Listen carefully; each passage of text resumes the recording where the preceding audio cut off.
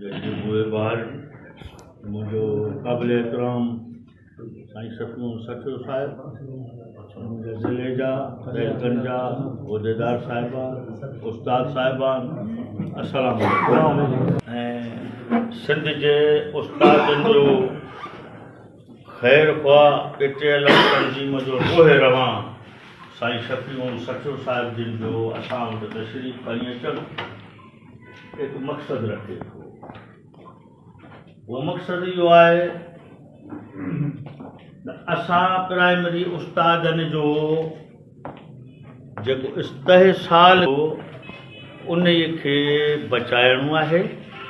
असां उस्तादनि खे जेके ख़ासि करे प्राइमरी जा उस्ताद आहियूं उन्हनि जे अॻियां तरक़ीनि जा, उन्हनि जे ख़ुशियुनि जा, उन्हनि जे मथे मंज़िलूं माणण लाइ जेके बि मंज़िलूं उन्हनि जे अॻियां दीवारूं खड़ियूं कयूं वयूं आहिनि, उन्हनि सभिनी दीवारुनि खे केराइण लाइ पेटे अलफ़ आहे जेका पंहिंजो किरदारु अदा करे रही आहे। असांजी जेका पेटे अलफ़ जी हिन वक़्तु नुमाइंदगी जिन मर्कज़ी उहिदेदारनि खे आहे उहे त अलाह साईं जी महिरबानीअ सां ॾाढो सुकून ऐं आराम सां पंहिंजनि आस्थाननि ते सुता पिया आहिनि। असां आम उस्तादनि जी उन्हनि खे का बि ॻणती कोन्हे ऐं उन्हनि खे को बि इहो ख़्यालु कोन्हे त आम उस्ताद पंहिंजी ज़िंदगीअ जा 25 साल प्राइमरीअ में ई गुज़ारियो थो वञे।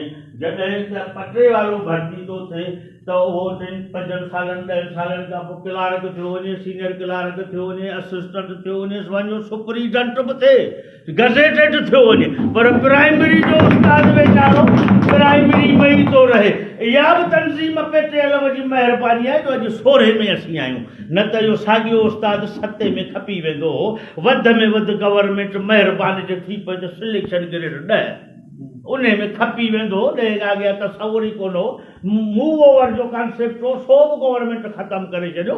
असां प्राइमरी वारनि जो इहो मसइलो बि कोन्हे रुगो त को 80 JST थियूं, HST थियूं, ऑफिसर थियूं, डायरेक्टर थियूं, इहो मसइलो पंहिंजी जाइ ते हिकिड़ो अलॻि आहे। इन खां सवाइ असांजा ॿिया कई मसइला आहिनि। असांजो ग्रुप इंश्योरेंस कटिजे पियो,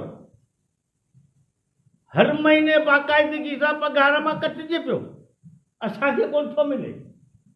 बेनीवल फंड कटिजे पियो, का ख़बर कोन्हे केॾांहुं पियो वञे। अॻे सन कोटा ख़तमु कयूं, कुझु बि कोन थियो। फोती कोटा ॾिनऊं, उहा बि ख़तमु करे छॾियऊं, त बि असां पुछूं ऐं पुछूं कोन था।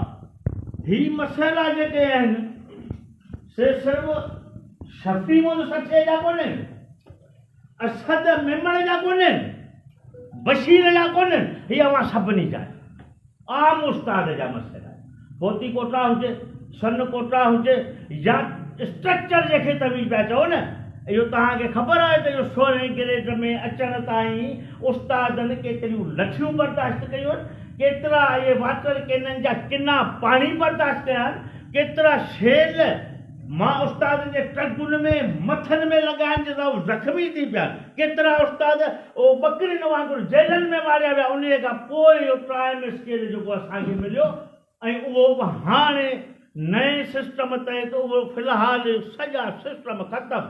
जॾहिं खां 14 ग्रेड ॾिनो वियो आहे प्राइमरी उस्ताद खे सभु सिस्टम मुंजमद कया विया आहिनि। सम्झो त बर्फ़ ॼमी वई आहे, इन बर्फ़ खे ॻारण लाइ गरमाश खपे। उहा गरमाश पेटे अलफ़ आहे ऐं उन गरमाश खे वधीक हद ॾियण लाइ कोई आहिनि जेका आम उस्ताद आहे। जेकॾहिं न निकिरंदो त इते ई मरी वेंदो हलियो। हर कंहिंजो ज़ाती मसइलो आहे। शफ़ी मोहम्मद जो कोन्हे, जेकॾहिं सुभाणे जो स्ट्रक्चर में 17 ग्रेड थो मिले, 18 ग्रेड थो मिले, 19 ग्रेड थो मिले, छा हवाई शफ़ी मोहम्मद खे मिलंदो या असद खे मिलंदो या बशीर खे मिलंदो या कंहिं ॿिए गुल मोहम्मद खे मिलंदो, कंहिंखे मिलंदो? आम उस्ताद खे मिलंदो। तंहिं करे आम उस्ताद खे बुखार थिए थो त गोरी शफ़ी मोहम्मद कोन थो खाए, बशीर कोन थो खाए, उहो आम उस्ताद थो खाए। सुई उहो आम उस्ताद थो हणे। ऐं जेके आहे हर उस्ताद खे ऐं जो आहे हर उस्ताद खे दवा करणु खपे कराची रसणु खपे जेकॾहिं सभु असीं जेकॾहिं उस्ताद पाण में हीअं थी वञूं ऐं कराचीअ पहुची वञूं त 5 मिंटनि जो खेल आहे सिर्फ़ु 5 मिंट बि वॾा आहिनि जेकॾहिं जमाए गफ़ीर उस्तादनि जो प्रेस क्लब कराची ते पहुची वियो त गवर्नमेंट गोॾा खोले विझंदी ऐं इंशाअल्लाह असांखे सभु टाइम स्केल बि मिलंदा स्ट्रक्चर बि मिलंदा इहो असांजो जहनम में पीअल ग्रुप इंश्योरेंस उहो बि जीअरे असांखे मिली सघंदो जेको घटि में घटि न त हर उस्ताद खे 20 लख त मिलंदा न उहो हुनखे जीअरे मिलंदो बजाए जो मरी वञे पोइ बि ॿिया 5-7 साल हलनि प्रोसीजर में त इहो कंहिंखे ॾियूं मां सघे ॾियूं पिण सघे ॾियूं बण सघे ॾियूं जुड़ सघे ॾियूं छो मां पिण सघे जीअरे हुनखे ॾियो त हू कुझु न कुझु करे वञे ॾियो मुंहिंजी तव्हां सभिनी उस्तादनि खे गुज़ारिश आहे